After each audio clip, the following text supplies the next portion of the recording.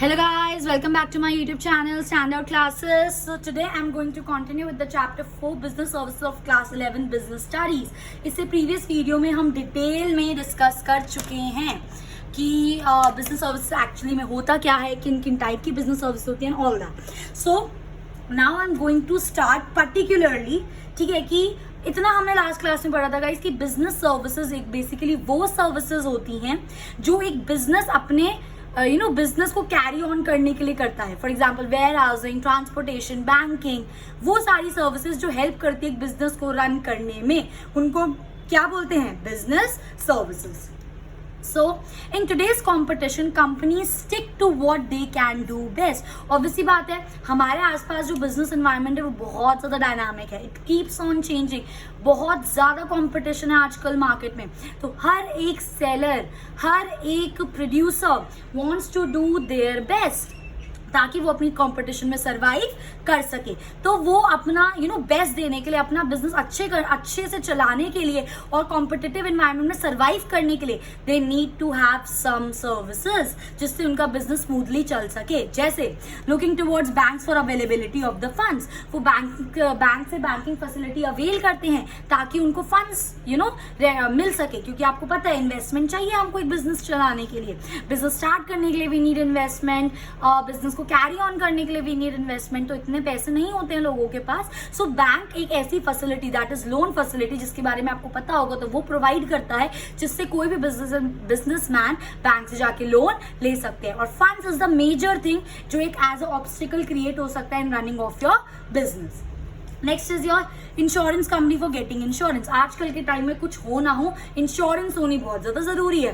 ठीक है, कोई आग लग जाती है, चोरी हो जाती है, कोई अनफोर्सीन नुकसान हो जाता है, तो उसके लिए इंश्योरेंस क्लेम हम लोग ले लेते हैं. तो एटलीस्ट हमारा कुछ % जो लॉस हुआ होता है वो कवर हो जाता है. तो insurance is again very important for a business. और इंश्योरेंस कौन प्रोवाइड करता है? Insurance companies. Next you have transport companies for transporting goods. Obviously बात है, प्रोड्यूसर गुड्स भेजेगा कैसे कंज्यूमर तक? Transportation is the main thing. उसके बिना हम लोग अपने गुड्स की मूवमेंट नहीं कर सकते from one place to another. I hope guys ये चीज आपको क्लियर हो रही है. नेक्स्ट होता है आपका telecom postal services for contracting vendors. अगर फोन नहीं होंगे, फॉर एग्जाम्पल सपोज करो फोन नहीं है, इंटरनेट नहीं है, ईमेल्स नहीं है, तो आप अपने वेंडर्स को कॉन्टैक्ट कैसे करोगे? कैसे लिंक करोगे? कैसे सामान टाइम पर पहुंचवाओगे? कैसे रॉ मटेरियल टाइम पर रिसीव करोगे? है ना. तो ये सारी सर्विसेज बहुत ज्यादा इंपॉर्टेंट है एक बिजनेस की स्मूथ रनिंग के लिए. आई होप गाइस ये चीज आपको क्लियर है. इतना तो समझ आ गया होगा. अगर इसमें से एक भी चीज आपकी मिसिंग होती है तो आपका बिजनेस का जो प्रोसीडिंग है वो रुक सकता है. ठीक है ना. इसी में से हम सबसे पहली जो चीज डिस्कस करने जा रहे हैं, that is a banking system. ठीक है, पहले पढ़ने से पहले मैं आपको लेमैन लैंग्वेज में ये थोड़ा सा बताना चाहूंगी कि एक्चुअली में बैंकिंग सिस्टम है क्या. ठीक है, ऑल्दो आई नो आप लोगों को पता है, बट स्टिल आपने देखा होगा एक जो बैंक होता है वो ना डुअल रोल प्ले करता है. ठीक है, फर्स्ट होता है लोग आके उसमें अपने पैसे डिपॉजिट करा सकते हैं. ठीक है, लोगों ने आके अपने बैंक में पैसे डिपॉजिट कराए, इसलिए तो बैंक होता है, right. Eight the same time bank loans भी प्रोवाइड करता है. अब आप एक बात खुद सोचो, क्या बैंक जो लोन देता है वो अपनी जेब से देता है पैसे? नो. तो जो उसके पास डिपॉजिट आया होता है, जो लोग जाके अपने बैंक में पैसे डिपॉजिट कराते हैं, जमा कराते हैं, उसके बेस पर जितना भी उसके पास डिपॉजिट आता है उसका कुछ % तो वो अपने पास रखता है. क्योंकि भाई अगर लोग जमा कराने आ रहे तो लोग निकालने भी आएंगे, और जब लोग बाई चांस निकालने आएंगे तो उसको देने पड़ेंगे पैसे. तो कुछ % वो अपने पास रखता है कि बाई चांस कोई निकालने आता है पैसे तो हम उनको दे सके. और जो पैसे बच जाते हैं, ये तो नहीं उसको अपनी तिजोरी में रखेगा, नो, वो उन पैसों को यूज करता है लोन प्रोवाइड करने में. इससे दो फायदे होते हैं. पहला फायदा कि जिन लोगों को लोन चाहिए उनको लोन मिल जाता है लो इंटरेस्ट रेट पे, बैंक कम इंटरेस्ट रेट पे देता है. दूसरा फायदा, बैंक को भी कुछ इनकम मिल जाती है. कैसे इनकम? क्योंकि अगर बैंक लोन दे रहा है तो लोन पे इंटरेस्ट चार्ज करेगा, तो जो वो इंटरेस्ट होता है वो बैंक की क्या होती है? इनकम. सो इस तरीके से पूरा बैंकिंग सिस्टम चलता है. सो ये थी बेसिक बात जो आपको पता होनी चाहिए. ठीक है, तो उसी बेस पे मैंने लिखा है. देखो बैंक क्या करता है? Accept money of the people. लोग आगे बैंक में क्या करते हैं? डिपॉजिट कराते हैं. देन रीपेबल ऑन डिमांड, मतलब कि अगर जो लोग डिपॉजिट करा रहे हैं बैंक में आकर, उनको अगर पैसे निकालने हैं, हम बैंक में डिपॉजिट करके भूल थोड़ी ना जाते हैं, हम जाते हैं जब हमें जरूरत पड़ती है हम पैसे निकालते हैं, तो उसके लिए वो कुछ अमाउंट रखता है ताकि अगर कोई आए तो वो उनको वापस उनके पैसे रीपे कर सके। एट द सेम टाइम तीसरी चीज क्या करता है वो, land money for further investment. जो उसके पास पैसा बच जाता है, जैसे कि मैंने अभी आपको बताया, वो उसको आगे एज अ लोन देता है फर्म्स को, बिजनेसमैन को, ताकि वो फर्दर उसको इन्वेस्टमेंट में यूज कर सके, जिससे इकोनॉमी डेवलप हो सके। ये भी एक रीजन होता है, ठीक है। एट द सेम टाइम जब वो उसे लोन प्रोवाइड कर रहे हैं तो वो इंटरेस्ट पे करेंगे बैंक को, तो वो जो इंटरेस्ट पे होगा बैंक को वो क्या है, बैंक की income. So invest and earn a margin of profit, कि कुछ वो जो इंटरेस्ट आ रहा है वो as a profit, as a income bank की होती है। आई होप गाइस ये चीज आपको क्लियर है, ठीक है। नेक्स्ट आता है commercial banks are very important institutions of an economy. क्या होते हैं कमर्शियल बैंक्स? अभी हम पढ़ेंगे types of bank, next topic types of banks ही है। सो बेसिकली कमर्शियल बैंक्स वो बैंक्स होते हैं, सिंपल भाषा में बोलूं, जो हमारी मार्केट्स में नहीं होते। आपका पीएनबी हो गया, आपका इंडियन हो गया, आपका एचडीएफसी हो गया, आपका एसबीआई हो गया, जो डायरेक्ट पब्लिक से डील करते हैं वो होते हैं हमारे कमर्शियल बैंक। कमर्शियल बैंक ये सारे फंक्शंस परफॉर्म करते हैं, डिपॉजिट एक्सेप्ट करना, उनको टाइम पे रीपे करना, लोन लेंड करना, समझ आ रही है, वो होते हैं नॉर्मल कमर्शियल बैंक। और आप खुद सोचो कमर्शियल बैंक कितने ज्यादा जरूरी है। अगर बैंक्स नहीं होंगे तो बिजनेस क्या, हमारे जो छोटे मोटे काम होंगे ना वो भी नहीं चल पाएंगे, ठीक है। So commercial banks are an important institution, बहुत इंपॉर्टेंट है फॉर इकोनॉमी के लिए, for providing institutional credit to its customers, ताकि वो टाइम पर अपने कस्टमर्स को क्रेडिट प्रोवाइड कर सके। सो इसी के बेस पे I am introducing next topic, that is types of bank. Different types के बैंक होते हैं। सबसे पहला आता है हमारा commercial bank. Commercial bank they are regulated by Indian banking regulation act 1949। ये जो बैंक्स होते हैं they are regulated under which act, Indian banking regulation act 1949, याद रखना। और ये दो तरह के होते हैं, एक होता है पब्लिक बैंक जो पब्लिक सेक्टर में होते हैं, और एक होता है प्राइवेट बैंक जो प्राइवेट सेक्टर में होते हैं। मैं आपको बता दूं पब्लिक बैंक के एग्जाम्पल्स हम आपको दे सकते हैं। फॉर एग्जाम्पल आपका पीएनबी हो गया, इंडियन बैंक हो गया, ठीक है, एसबीआई हो गया। और आपके प्राइवेट में आ जाते हैं Axis bank, HDFC bank, ICIC bank, समझ रहे हो। तो ये थोड़ा सा बाइफिकेशन है, कुछ आपके पब्लिक होते हैं, कुछ आपके प्राइवेट बैंक्स होते हैं। ये दो इसलिए हैं क्योंकि हर बंदा प्राइवेट बैंक्स अफोर्ड नहीं कर सकता, जो आपके नॉर्मल पुअर लोग हैं, ठीक है, क्योंकि प्राइवेट बैंक्स में ना चार्जेस बहुत ज्यादा होते हैं। इसलिए गवर्नमेंट ने पब्लिक बैंक्स ओपन करे ताकि जो लोग प्राइवेट बैंक्स अफोर्ड नहीं कर पा रहे हैं वो बेसिक फैसिलिटी बैंक से अवेल कर सके, ठीक है। So public sector in which government has the major rule, वो बैंक जिसमें पूरा कंट्रोल गवर्नमेंट का होता है। प्राइवेट सेक्टर में जो बैंक होता है, एक्सिस हो गया, एचडीएफसी हो गया, उसके अंदर गवर्नमेंट का कोई रोल नहीं होता। आई होप गाइस ये चीज क्लियर है।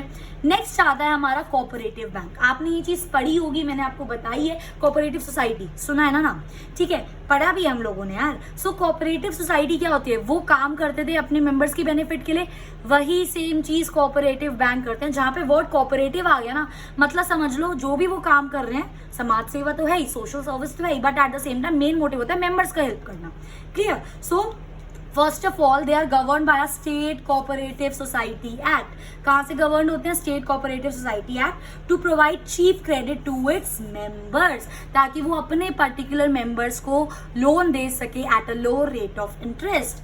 Then important and they are very important for a rural area, क्योंकि वहां पे कुछ ऐसे लोग होते हैं जो बिल्कुल ही गवर्नमेंट बैंक्स को भी अफोर्ड नहीं कर पाते, तो वो कोऑपरेटिव बैंक में जाके एनरोल कर सकते हैं, क्योंकि कोऑपरेटिव बैंक जो होते हैं वो अपने मेंबर्स के लिए काम करते हैं, ठीक है। नेक्स्ट आता है आपका स्पेशलाइज्ड बैंक। नाम से ही पता चल रहा है वो बैंक जो एक पर्टिकुलर स्पेशल चीजों के लिए खोला गया है, जैसे कि they are establish to meet the specific needs of the unique activity. मतलब उनको खोला ही हमने एक पर्टिकुलर एक्टिविटी के लिए। For example foreign exchange bank, आप उस बैंक के अंदर ना आप जाके पैसे डिपॉजिट करा सकते हो, ना ही वो बैंक लोन देगा, क्योंकि वो बैंक खुला ही सिर्फ फॉरेन एक्सचेंज के लिए है, ठीक है। या फिर आपका हो गया डेवलपमेंट बैंक। डेवलपमेंट बैंक खुला ही सिर्फ इकोनॉमी की डेवलपमेंट के लिए, आप उसके अंदर और जाके कुछ नहीं कर सकते, ठीक है। तो ये होता है आपका स्पेशलाइज्ड बैंक। नेक्स्ट होता है गाइस हमारा सेंट्रल बैंक, जो हर बच्चे ने सुना होगा। और हमारा सेंट्रल बैंक कौन सा है गाइस, हमारा सेंट्रल बैंक है आरबीआई, इंडिया का reserve bank of India, central bank, very important, ठीक है। सेंट्रल बैंक का काम क्या होता है, सेंट्रल बैंक का काम होता है जितने भी आपके कमर्शियल बैंक्स हैं, जितने भी, चाहे जितने भी आपके कमर्शियल बैंक है पब्लिक सेक्टर के, प्राइवेट के नहीं, क्योंकि प्राइवेट में गवर्नमेंट का कोई रोल नहीं है, जितने भी आपके कमर्शियल बैंक है पब्लिक सेक्टर के, उनको सुपरवाइज करना, उनको रेगुलेट करना, उनको कंट्रोल करना, उनको चलाना एक हेड बैंक होगी एक तरीके से। सारे कमर्शियल बैंक्स का हेड बैंक क्या होता है? Central bank, that is RBI। It supervise, controls, regulates the activities of all the commercial bank. सारे कमर्शियल बैंक की एक्टिविटीज को सुपरवाइज करना, देखना, कंट्रोल करना, मैनेज करना, ये सारा काम कौन करता है? Central bank. और इंडिया का सेंट्रल बैंक कौन सा है? RBI। It also act as the government bank. ये बहुत इंपॉर्टेंट पॉइंट है, इसको ध्यान से समझना है, तो एक लाइन बट समझना जरूरी है। अब देखो गवर्नमेंट है, ठीक है, गवर्नमेंट अब एक इंसान से तो बनी नहीं है, गवर्नमेंट में डिफरेंट डिपार्टमेंट्स हैं, ठीक है। अब गवर्नमेंट जाके कमर्शियल बैंक से डीलिंग नहीं करती है। फर्क समझो, गवर्नमेंट के जो लोग हैं ना, ठीक है, वो लोग चाहे अपने अकाउंट से डील कर रहे हैं, वो गवर्नमेंट का बात नहीं माना जाएगा। पर मैं बोल रही हूँ यहाँ पे गवर्नमेंट की एज अ होल ट्रांजैक्शन की बात हो रही है, गवर्नमेंट की पेमेंट्स, गवर्नमेंट की रिसीट्स, उनकी मैं बात कर रही हूँ। तो गवर्नमेंट का जो अकाउंट होगा, किसी एक बंदे का नहीं, पूरी गवर्नमेंट का जो अकाउंट होगा, ठीक है, वो मतलब बेसिकली सेंट्रल बैंक के पास होता है। ऐसा समझो, गवर्नमेंट अपना बैंक कहाँ पे जाके खोलती है? सेंट्रल बैंक में। तो central bank is a banker of the government. हमारे लिए बैंकर्स कौन है? Commercial banks. पर गवर्नमेंट का बैंकर कौन है? Central bank. गवर्नमेंट की जितनी पेमेंट्स है, जितनी रिसीट्स हैं, जितनी भी एक्टिविटीज है, सारी कहाँ से होंगी? सेंट्रल बैंक के थ्रू, दैट इज RBI के थ्रू। समझ आ रही है मेरी बात? ठीक है। So it also act as a government bankers. ये आप बहुत ज्यादा डिटेल में पढ़ोगे क्लास 12th में, मैक्रो में, ठीक है। नेक्स्ट आता है आपका, it controls the coordination of the currency. कितने पैसे छापने हैं? एक बात याद रखना, इंडिया में जो पैसे छपते हैं या फिर किसी भी कंट्री में जो पैसे छपते हैं वो सेंट्रल बैंक में छपते हैं, ठीक है। सेंट्रल बैंक चाहे तो बहुत सारे पैसे छाप के इंडियन इकोनॉमी में छोड़ सकती है, चाहे तो पैसे रोक सकती है, उसकी मर्जी है। जो पैसे वैलिड होते हैं चलने के लिए वो कौन छापता है? सेंट्रल बैंक छापता है। तो ऐसा हिसाब होता है कि अगर आपकी इकोनॉमी में बहुत ज्यादा पैसा आ गया, आप खुद सोचो, अगर बहुत ज्यादा पैसा आएगा तो महंगाई नहीं बढ़ेगी, इन्फ्लेशन आएगा। इन्फ्लेशन आएगा तो उस टाइम पे सेंट्रल बैंक क्या करता है? पैसों को थोड़ा कम छापता है ताकि इकोनॉमी में और पैसा ना जाए, क्योंकि और पैसा जाएगा तो और महंगाई बढ़ेगी। तो महंगाई को कंट्रोल करने के लिए उसने पैसे कम छापे। एट द सेम टाइम अगर आपकी इकोनॉमी में पैसे कम है, ठीक है, डीमोनेटाइजेशन चल रही है, कुछ भी ऐसा जिससे इकोनॉमी में पैसे कम है, फॉर एग्जांपल, सबसे बेस्ट एग्जांपल, डीमोनेटाइजेशन जब आया था, नोटबंदी जब हुई थी, तो इकोनॉमी में कहाँ थे? नए 2000 के नोट, नए 100 के नोट थे इकोनॉमी में। तब सेंट्रल बैंक ने बहुत ज्यादा उनको प्रिंट करके बल्क में इकोनॉमी में छोड़ा था, क्योंकि बिल्कुल इकोनॉमी में पैसे नहीं थे। तो पैसे प्रिंट करना, नहीं प्रिंट करना, छापना, नहीं छापना किसके हाथ में है? सेंट्रल बैंक के हाथ में। आई होप गाइस ये चीज आपको क्लियर है, ठीक है। ओके, सो ये था हमारे types of bank. Next topic आता है हमारा फंक्शंस ऑफ कमर्शियल बैंक, कि एक्चुअली में ये जो कमर्शियल बैंक है ये करते क्या हैं। ऑल्दो मैं ऑलमोस्ट बता चुकी हूँ, बट स्टिल हम पढ़ लेते हैं क्योंकि उसके अलावा भी कुछ हैं चीजें।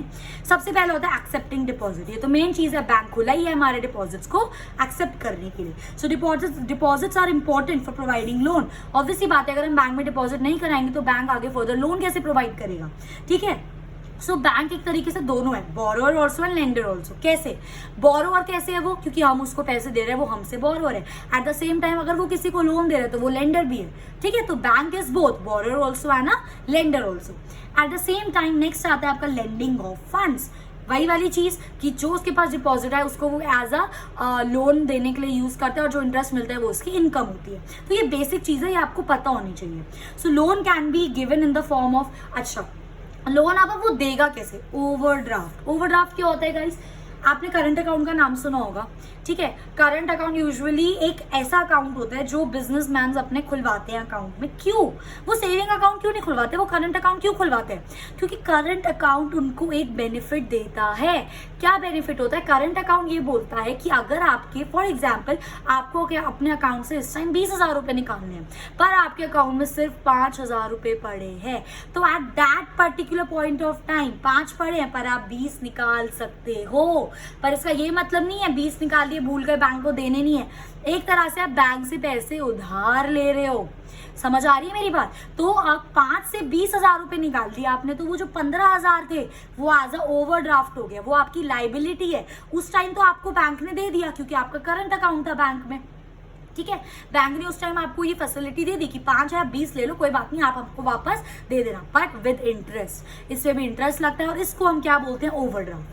जब आपकी और ये चीज सिर्फ और सिर्फ करंट अकाउंट में होती है, ना ही सेविंग्स अकाउंट में होती है, ना ही फिक्स डिपॉजिट अकाउंट में होती है। आई होप गाइज ये चीज आपको समझ आ रही है, ठीक है।